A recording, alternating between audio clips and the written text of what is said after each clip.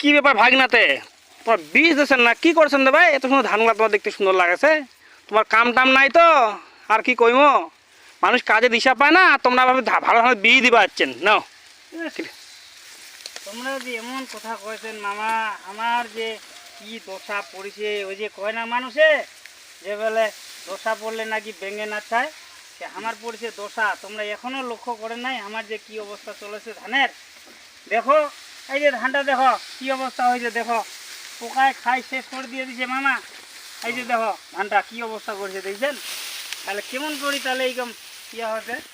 High বাপ, সেটাই তো ভাই, দেখছেন বাইরে থেকে খুব সুন্দর দেখাচ্ছে, হ্যাঁ তোমার ধানটা একদম দশা হয়েছে ভিতরে ভিতরে। সেই দশা হয়ে গেছে আমার, যে কি এটা রোগ ধরেছে বাবু। হাই ভগবান, আমার ধানগুলো একদম আস্তে আস্তে আগাই চলে যাচ্ছে, আগাই যাচ্ছে কি এটা পোকাগুলা আগাই যাচ্ছে আর একদম করে খাই হত করে দিয়েছে।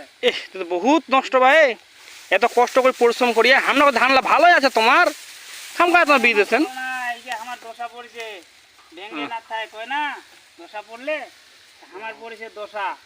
এই যে ভেঙে রাখতে আছে আমার।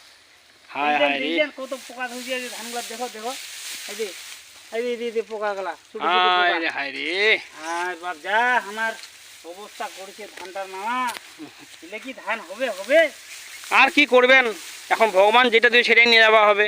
হ্যাঁ ওরকম, তাছাড়া আর কিছু নাই বাবু এখন।